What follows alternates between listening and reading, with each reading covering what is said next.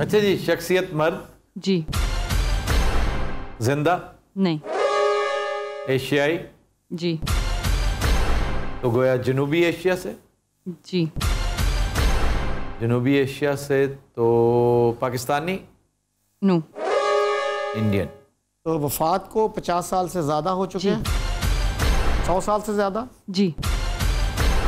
100 साल से भी ज़्यादा। ये आप इधर जाए ना जी, वॉर ऑफ इंडिपेंडेंस पे, तो कितने 100 साल हो गए इस बात को? 1857? 150, पौने 200? पौने 200। हाँ। पौने 200। 200 से ज़्यादा? क्यों जी, इंतकाल को 200 से ज़्यादा हो चुके हैं? जी। हाँ, 200 साल से भी ज़्यादा। तो बहुत पुरानी शख्सियत को 500 साल पे जाए। तो मज़हब का भी पहले तो एरा पे जाए ना जी, और उसके बाद फिर हम धर्म पे जाएंगे। पहले एरा, अगर तो 500 साल से उरे है तो फिर मोस्ट प्रॉबेबली इज़ अ मुस्लिम। जो आगे जाती जाएगी बात, नॉन मुस्लिम्स के चांसेस बढ़ जाएंगे। इंडिया है तो फिर हिंदुइज्म मोस्ट प्रॉबेबली हो। अच्छा जी, इंतकाल को 500 साल से ज़्यादा हो चुका है? नहीं। एरा पे जाइए। मुगल्स का एरा डेफिनेटली। बादशाह मुस्लिम पहले पूछ ले मेरे ख्याल में ना। मुसलमान थे क्या? जी। ये हमसे बादशाह क्यों पूछेंगे? वो मुगल फरमान रवा क्यों पूछेंगे? बादशाह बनने कोई ये जो कोई सूफी सेंट हो सकता है, मुजद्दद अल-फसानी, शाह वलीउल्लाह तो हो चुका है। अमीर खुसरो तो हो चुके हैं definitely. Shah Waliullah I am not. Shah Waliullah नहीं है। कोई मजहबी शख्सियत? नहीं। फिर वही सियासत और हुकूमत। इल्म फजल से कोई ताल्लुक? कोई writer? Abul Fazal Faizi? That could be. नौरत्नों में से? तो इल्म फजल से ताल्लुक? नहीं। सियासत ही है फिर। सियासत और हुकूमत से ताल्लुक? जी। क्वेश्चंस कितने हुए? 13 सवाल। कोई दारा शिको ना पूछा हो? दारा शिको हो सकता। मुगलिया खानदान से ताल्लुक? ये पूछना चाहिए। यस। ताल्लुक मुगलिया खानदान से है? नहीं। वाह। ये फिर उनके कोई जर्नैलों में से, उनके कोई सिपा सलारों में से? 500 से कम है ना आपने कहा? जी सर। 500 से कम, 200 से ज्यादा। तो ये किस ईयर से बनता है? तब 1500 के बाद और 1800 से पहले। यानी 1526 में मुगल बाबर आया। थोड़ा सा इधर आए तो हम बिल्कुल एक्सट्रीम पे पहुंच गए थे ना। कोई मिडिल में आए। हम ये डिटरमिन अगर कर लेना कि किस मुगल बादशाह के दौर की शख्सियत, it would be much easier for us. सही। दरबारी है, नौरत्नों में से है, सिपा सालार है, कोई अदीब है, शायर है, राइटर है, मौर्रिख है, म्यूजिशियन है। हमें पता चल जाएगा ना कि एरा एग्जैक्ट हम जी फोकस्ड होंगे उस वक्त। इस वक्त हम डीफोकस्ड हैं। लोग दरबार अकबरी। सही। क्या कहते हैं? मुगलिया दौर की कोई शख्सियत? ऑब्वियसली मुगलिया दौर तो मुगलिया है, आखिर 57 तक मुगलिया दौर है। इसको कोई इस तरीके से करें कि आपको एक क्वेश्चन कितने हुए जी? 14 क्वेश्चंस। 14। कोई हिस्टोरियन तो नहीं? हिस्टोरियन अबू कासिम फरिश्ता है। बर्नी है तो पहले की शख्सियत है फरिश्ता तो। और वो कह रहे हैं इल्म फजल से ताल्लुक नहीं है। सियासत और हुकूमत से। हाँ, लासी के आसपास आई है। नवाब सिराजुद्दौला 1750s बंगाल 1757 लासी। लेकिन अकबर से शुरू ना किया जाए। दौरे अकबरी के बाद की शख्सियत है जी। लो जी, हमने वो सारे नौरत्न क्लियर कर लिए। बाद का दौर आ गया। अब ये बंगाल की तरफ बात जाती है। वाह। सिराजुद्दौला की तरफ। 15 सवाल। टीपू सुल्तान भी तो हो सकता है। नहीं, Tipu Sultan is too obvious. Why would they? अगर जाना भी होता तो हैदर अली की तरफ जाते हैं। सियासत और हुकूमत से ताल्लुक मुगल नहीं है तो इसका मतलब बादशाह नहीं है। गवर्नर हो सकता है, कोई इलाकाई हुक्मरान हो सकता है, क्योंकि वो बहुत सारे नॉन मुगल्स थे ऐसे। हम नवाब जैसे अवध का वो जो है एक गुलाम कादर रोहीला भी था। हाँ, जिसने मुगल बादशाह की आंखें निकलवा दी थी। जाफर सादिक, क्योंकि इनका सियासत और हुकूमत से ताल्लुक था। Yes. और सादिक थोड़ी देर के लिए हुक्मरान बना था after Tipu Sultan for a few days and he was murdered. तो ये फिर क्वेश्चन बनता है ना, मैसूर से ताल्लुक दोनों कवर हो जाएंगे, हैदर अली भी और टीपू सुल्तान भी और सादिक भी। That's a very good question. Doctor साहबा, मैसूर से ताल्लुक नहीं। तो how many questions? 16 questions.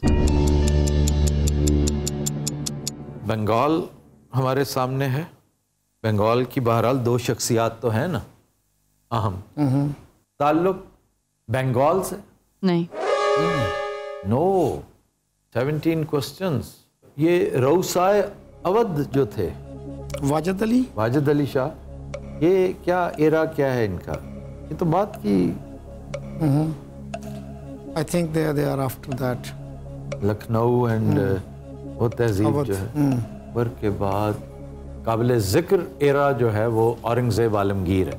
Eventful era वो है, क्योंकि अकबर के बाद ना ऑलमोस्ट ब्लैकआउट है ये दोनों बादशाह जो है। औरंगजेब आलमगीर बड़ा इवेंटफुल दौर। 3 सवाल बाकी।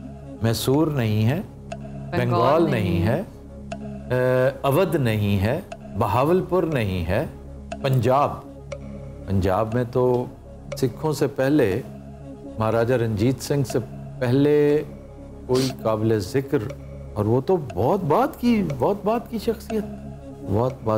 ये पीछे जाएं आप, जंगे प्लासी से और पीछे जाएं, क्योंकि प्लासी के बाद तो फिर ये सिलसिला शुरू हो गया था ना, और आपने मैसूर करके रूल आउट कर दिया, ये सारे निकल गए। राइट। पीछे जाइए, ये इलाका कोई मुस्लिम स्टेट, मुसलमान रियासत, ये यूपी का इलाका, ये अवध और इसके आसपास Agra is UP, pure UP. Agra is UP, Madhya Pradesh और यूपी की सरहद पे वाक़या, और इधर राजस्थान की जयपुर, फतेहपुर सीकरी जयपुर, और इधर सीधा दिल्ली। ये किसी रियासत के फरमारवा थे। हुक्मरान जी। We are close. So anybody except the Mughals. And there are so many. और ये मुसलमान शख्सियत है। मुझे कंफ्यूज कर रही है आपने जो मैसूर का ना, मैसूर करके आपने, आपके क्वेश्चन ने थोड़ा सा डैमेज किया है। ये इन हाउस अक्सर वक्त डालता है ना। लेकिन interesting, very interesting and very obvious, simple है। कोई ऐसा हुक्मरान जिसकी मुगलों से कोई लड़ाई हुई हो? मुगलों से लड़ाई सिर्फ सेक्स की होती थी, मरहटाज की होती थी, रोहेलाज की होती थी, बाकी। लेकिन जनूब की स्टेट्स जो थी वहाँ औरंगजेब ने की, वो भी मुस्लिम्स थे। जनूब, Bijapur I think was one of them. आपका उधर नहीं ध्यान जा रहा। दक्कन, हैदराबाद, दक्कन, द निजाम, दक्कन मेरे, और औरंगजेब का दौर। Yes, and he was Aurangzeb's friend, not दुश्मन। लेकिन टीपू सुल्तान के खिलाफ अंग्रेजों ने जो लड़ाई लड़ी, उसमें निजाम ने सपोर्ट किया। वो तो मजबूरी बन गई ना निजाम की, कि उसको सपोर्ट करना पड़ा, क्योंकि वो चढ़ते सूरज को भी तो उन्हें देखना था ना।